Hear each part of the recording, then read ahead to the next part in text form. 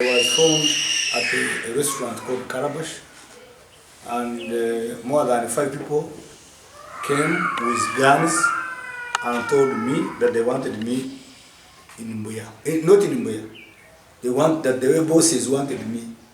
Of course, I tried to put a resistance against my arrest.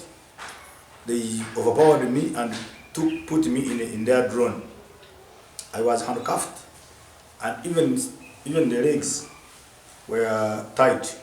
There is a wrong perception that torture, harassment, and all sorts of human rights violations take place only in Uganda, which is a false, which is not true. We're saying here we have victims who have come from Hoima, others have come from Kabale, Chijezi, others are from Toro, and especially me and the person, yes, we are coordinators, and therefore it is not true. It is not true that torture and harassment is only happening in Uganda.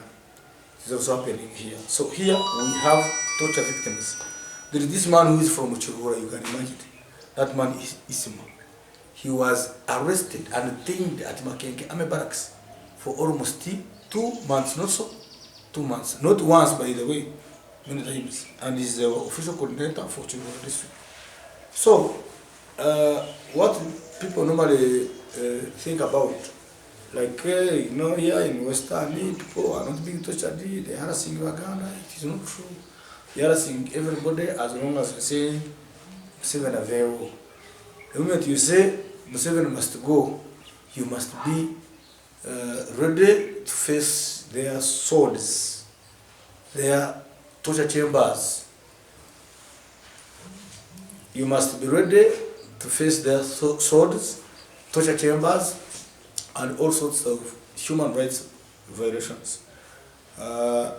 Basically, that's why the party deemed it fit to, for us here as Western Uganda, to invite the press and address you about it.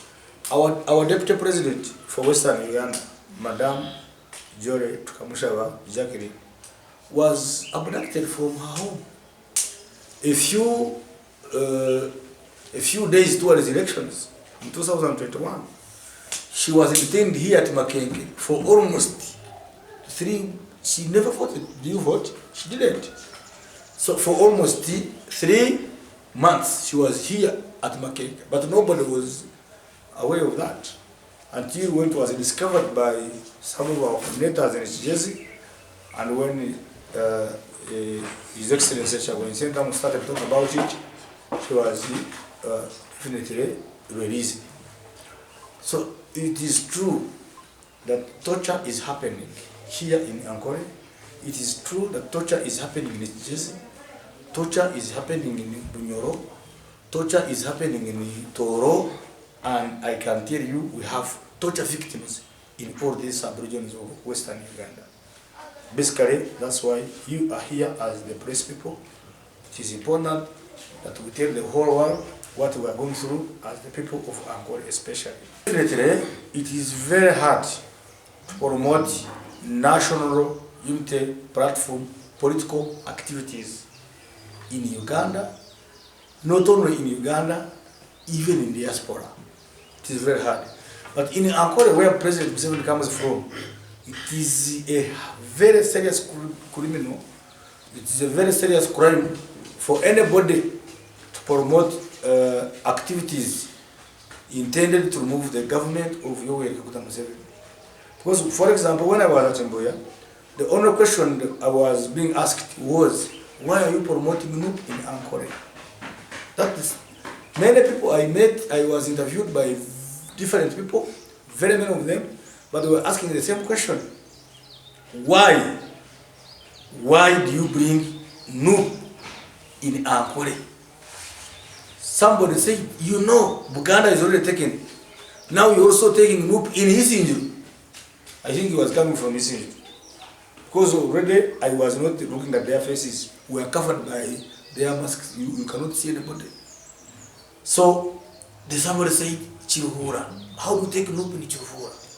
As if Chiruhura is not part of Uganda. As if Isinjiro is not part of Uganda. National Platform is a registered political party which is mandated by law to carry out political activities in all districts of Uganda, including Chiruhura, including Isinjiro, Tungamo, and where.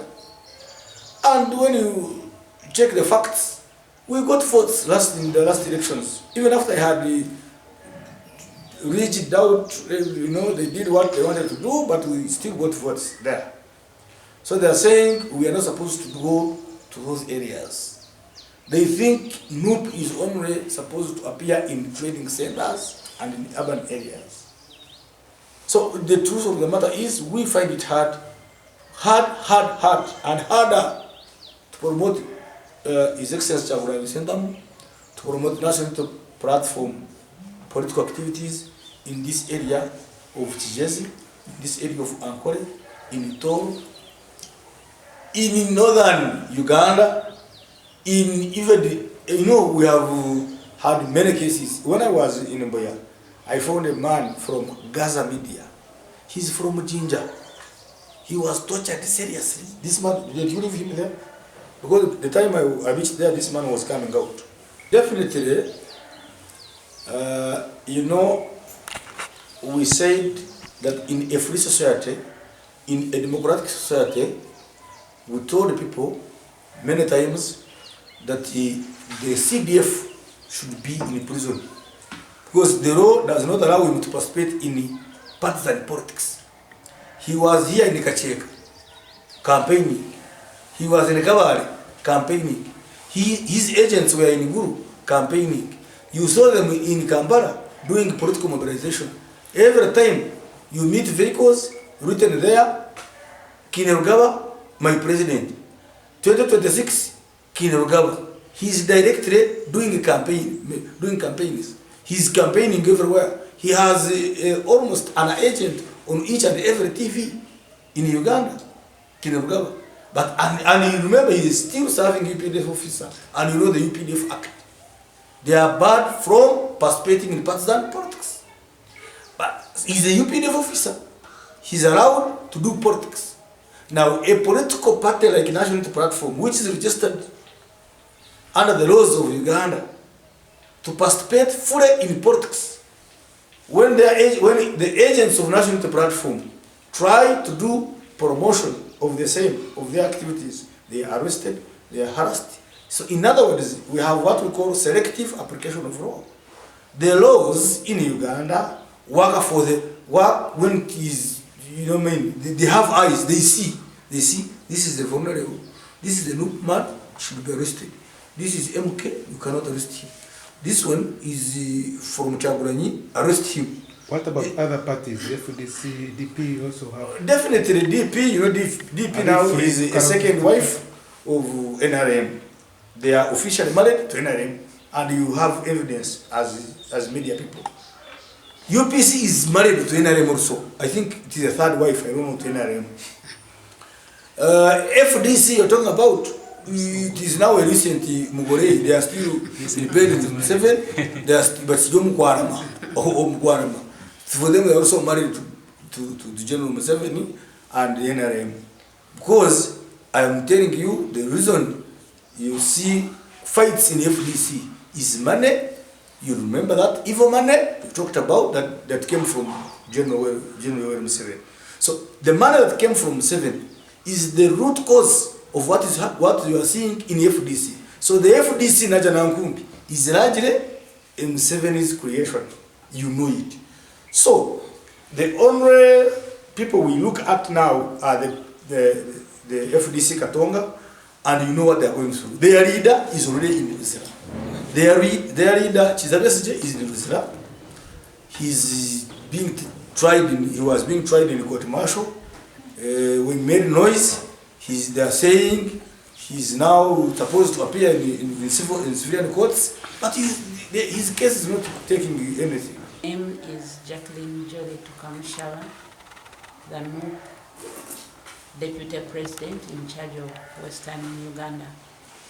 we have this opportunity to address the press on the issues of abduction, most especially in Western Uganda, that is taking toll. Within these 2 months, we have had an abduction from Uganda, we have had an abduction from Garara, we have had one from Hoima, and another one from Ishaka.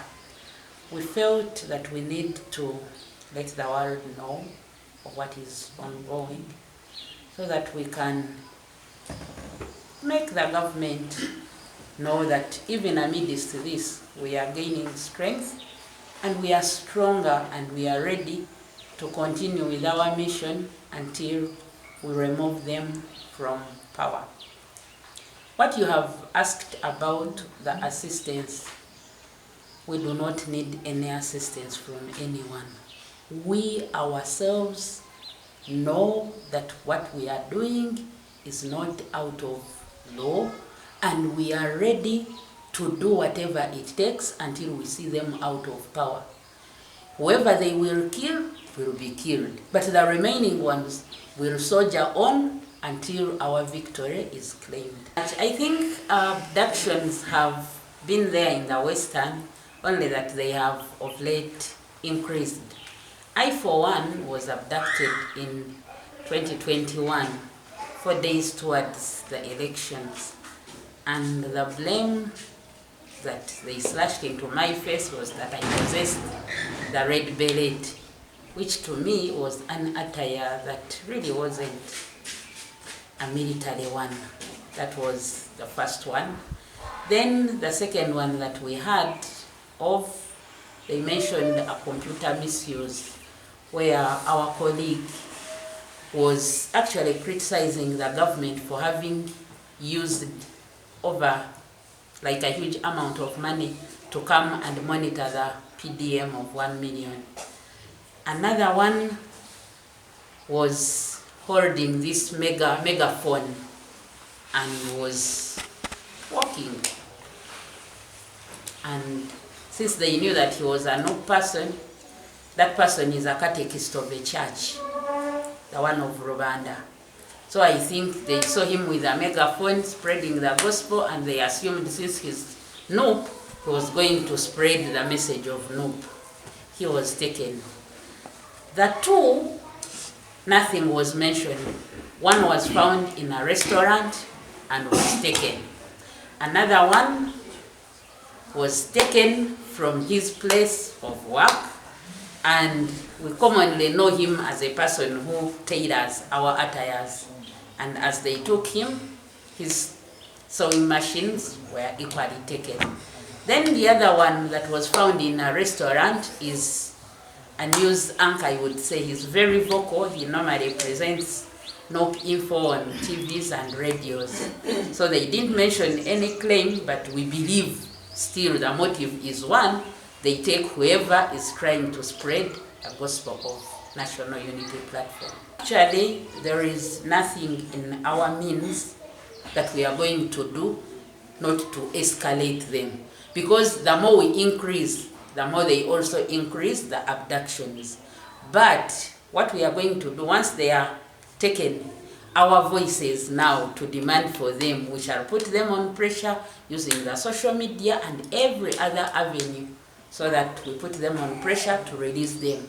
But what I know, their intention is that whoever is taken is somehow intimidated, and the message is one: when you live here, don't talk about NOP. But surprisingly, whoever comes back is energized to speak for NOP even much more than he or she earlier did. I was found at a restaurant called Karabash, and more than 5 people came with guns and told me that they wanted me in Mbuya. Not in Mbuya. The bosses wanted me. Of course, I tried to put a resistance against my arrest. They overpowered me and put me in their drone. I was handcuffed, and even the legs were tight. So I was put in a drone under the chairs, and they was taken to a place which I didn't know. I only discovered that I was in Mbuya after reaching the cells. The inmates are the ones who told me that this is Mbuya. Because you know, when they're taking you, you are covered. The whole face is covered. You cannot know where you are being taken until you reach there. And I want to thank my president, His Excellency Kyagulanyi, that when he learned about my arrest, my abduction, he wrote a protest letter, protest note, and by the time I reached Mbuya, there was already confusion. People were asking themselves why they had arrested some of us. And when I reached down in the cells, and I said, I've been arrested, I don't know the crimes for which I've been arrested, but I am a coordinator of National Unity Platform. When I mentioned that, the inmates welcomed me well, and definitely, I think the state has planted there some sexual harassment agents who wanted to harass us sexually. But the moment I mentioned that I'm from Nup, they said, now this one is fighting for us. He's a liberator, he's a freedom fighter. They at least welcomed me well. And nothing happened to me. But I want to tell you, it was, of course, I was given over 60 slaps from here to Kampala. I urinated like 44 times from here to Kampala. I remember dying when I reached somewhere like in Masaka. I think I died 2 times. So the issue is we were harassed, tortured. And I want to tell you, I am still nothing injuries. The only crime they told me about was that I was spreading the gospel of Nup in Ampole. That I went to Isinjiro and created Nup structures. How do you create Nup structures in Isinjiro? More of Isinjiro. We even saw you in Chohura. And they were surprised as if it is really out of order. So, and those are the crimes they mentioned. After a few days of torture and harassment, I was brought back here past midnight. So, there were over 500 inmates in Mbuya who have never appeared in court, who even don't know why they are arrested.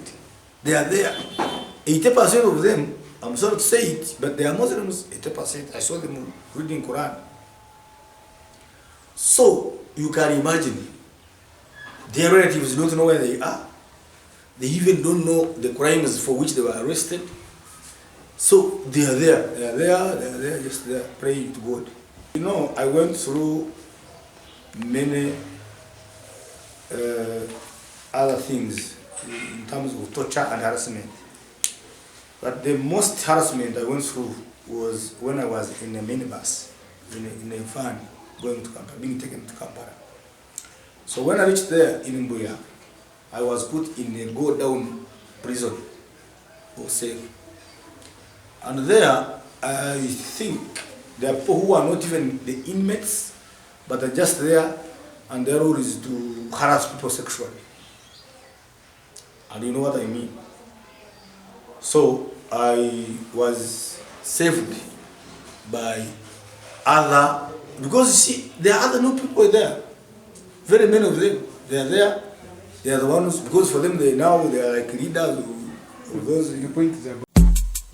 Odga murimbarra ninga notekateka kwijo murimbarra abaling suits beno buraro bwamani munonga kandi benene bitanda birungi tibakako maburaro benene bala nungi bozirimecho kumye cyaburi muringo bene na hotelo halimu emere yachiraguju nangwa n'ekijungu kandi orende emere yo kutwaro waba baling suits nacho barachikora echo mujungu ari kweta ngo niteka we bene na sauna na steam ogesro na massage basa kubura bayikira kugira ngo akoboherezobwe parking yabo ne yamani muno munonga kandi n'impango ebyo kwerinda byabo biri guruguru munonga kandi aba links youths barashango mu rurembo rwambara omuri Katete waruga parking ya bodaboda ya St Mary's uri kwenda kubukinga urabasa kurabera namba ze smeji 079 kaga na mwenda kandi urabasa kugamba na director wa links youths uri kurabera namba ze smeji 0 kaga nemwe 5595 ogesirone ya 0 kaga nemwe 5595 twena katurukangira links youths kugira ngo tutungo buhereza burungi.